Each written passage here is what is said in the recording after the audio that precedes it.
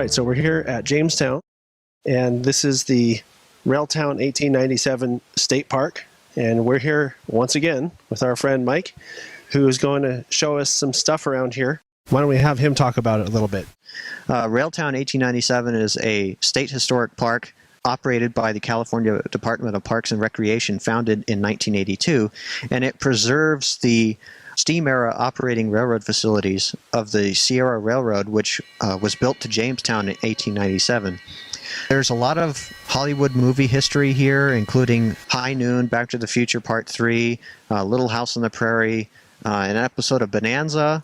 There's a lot of movie history here, which is in large part the reason why it's preserved. So there's a lot that Railtown offers here to a wide variety of audiences. You know, his history buffs and railroad buffs alike all enjoy this place, and that's one of the reasons I thought it was a great opportunity to bring John and Dan up here to see what was all going on.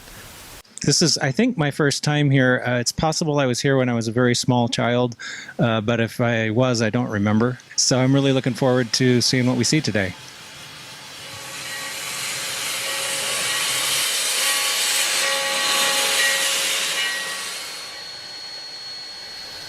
So every morning after the locomotive backs out of the roundhouse, they turn it on the turntable, which was built in 1910 and came here to Jamestown in 1922. It's still operating turntable. They use it to turn the engine. They back down off the turntable to the oil tank card. They fill the locomotive's tender with oil. Well, engine number 3 is probably one of the most historically relevant pieces of equipment in this part of the state. It was built in 1891 by the Rogers Locomotive and Machine Works of Patterson, New Jersey, for the Prescott and Arizona Central Railroad. It worked there only 3 years, 1891, 1892, and 1893, and the railroad went bankrupt. And in 1897, William H. Crocker, Prince Andrei Poniatowski of Poland, and the owner and founder, Thomas Bullock, brought this locomotive to Oakdale, and where they started construction of the Sierra Railway. And this engine has been here ever since. It has only left the property a handful of times since 1897.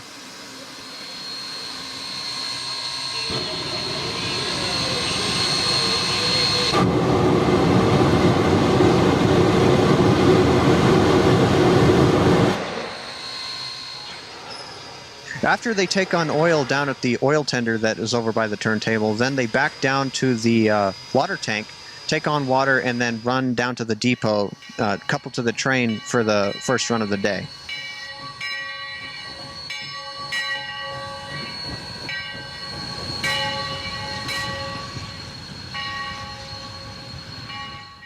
So this is Sierra Railway locomotive number 28.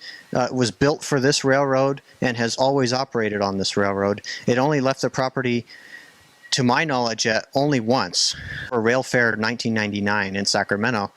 What you're seeing right now is the locomotive stripped down for its 15-year overhaul, which is federally mandated that the operators of the locomotive undertake every 1,472 service days or every 15 years, whichever comes first. So this building is the original 1897 machine shop, or as it was originally built, the locomotive engine house, two-stall engine house. In 1900, they built the roundhouse next door and turned this building into the machine shop. All the machines in this building have always been here, and they're still operable. This machine shop has been used ever since the end of steam on this railroad in 1955, has still been used to maintain and machine parts for the locomotives. What's so unique about this building is that it's a line shaft machine shop, which means that all of the machines in this building, or at least the majority of them, are operated by a single overhead line shaft. That line shaft in turn is powered by a 1910 General Electric motor in the back, which runs leather belts that connect the drive shaft to all the machines. There are very few remaining buildings such as this left in existence in the United States. It is remarkably well preserved. It's still operational, always has been, and foreseeably always will be. So this is the prop barn here at Railtown, and it was originally the lumber storage shed for the Sierra Railway shops here. And around 20, 30 years ago, they started accumulating movie props from the rich movie history that exists here. And today there's quite an assortment of historic locomotive headlights, smokestacks, and props that have been used in movies. All right, so we're going to head out down the road here and check out something. What do you have in mind then? Well, I had it in mind that we would go down the tracks a little ways to a point where it's really picturesque. The Railtown trains only operate on 3 miles of track, so there's not a whole lot of scenery to choose from. But there's this one area called Quartz Junction that has really beautiful lighting, clear skies, a really wide open field, so you get great panoramic views in the early morning. So that's what we're going to do for our first shots today.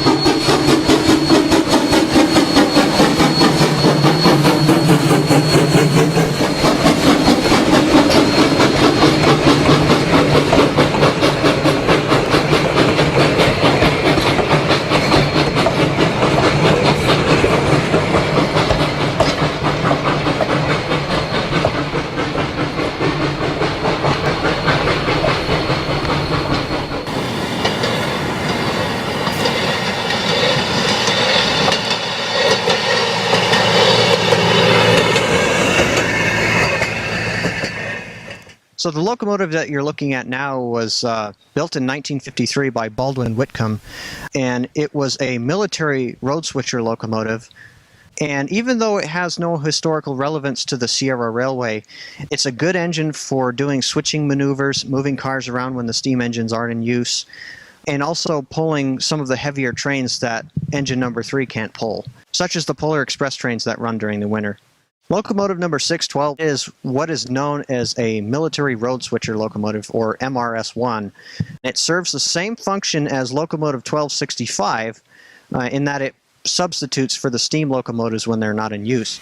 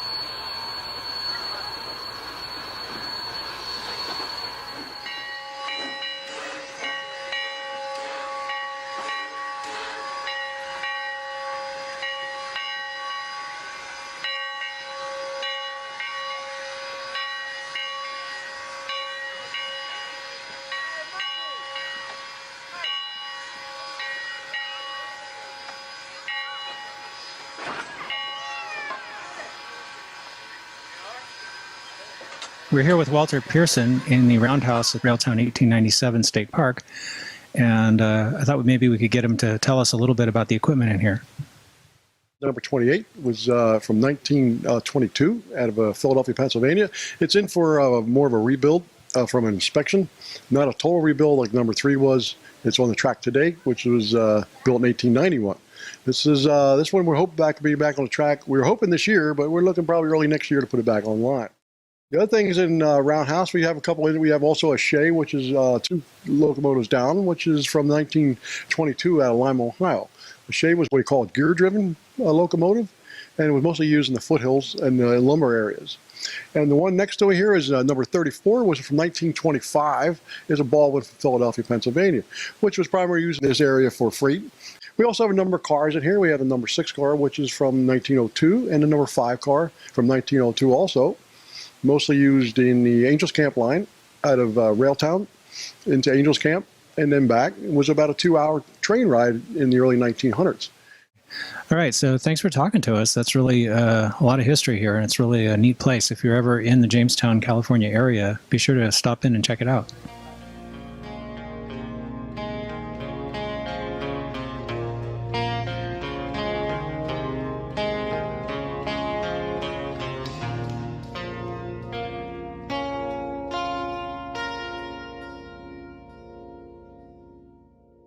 So what you're looking at here is a very unique and important part of maintaining a steam locomotive, and this is what is known as the ring of fire.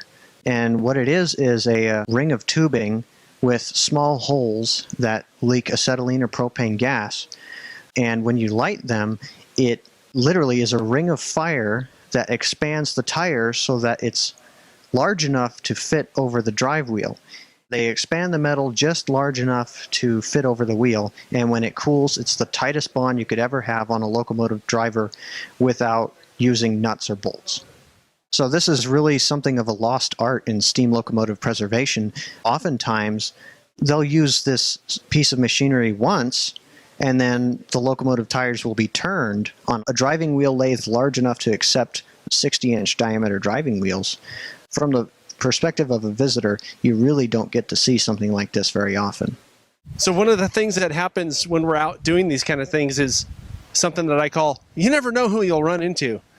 We happen to run into Jesse Hosmer, who's someone I've been talking to on Facebook actually for a while now. And he happens to also be a little bit of an aficionado when it comes to Back to the Future movies.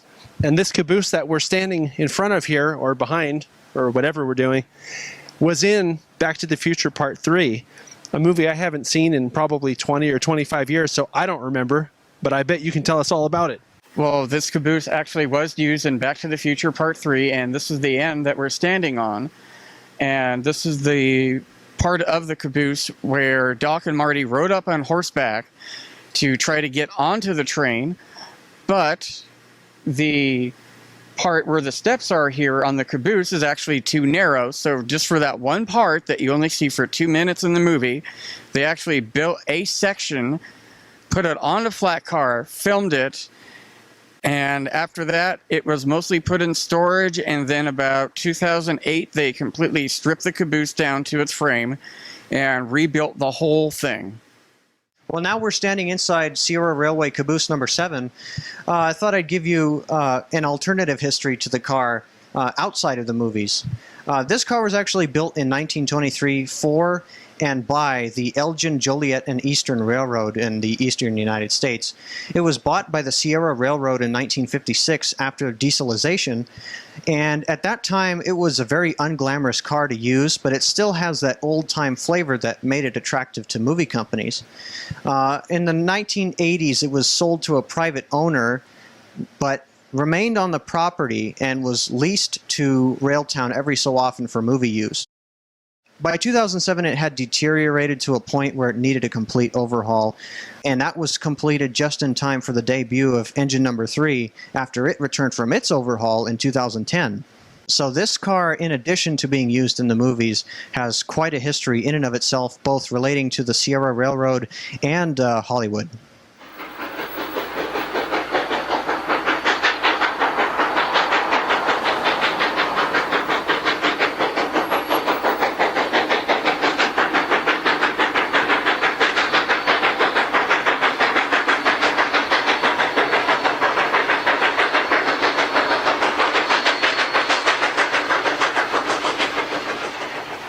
I mentioned when we were back at the caboose that I'd been talking to Jesse on Facebook. This is the picture he sent me on Facebook that caught my attention. It's a Black Widow mailbox. Double wing Black Widow mailbox inspired by the SP 5623 Jeep 9 at Niles Canyon. And this is a real daylight red. This is the daylight red that they use on the 4449.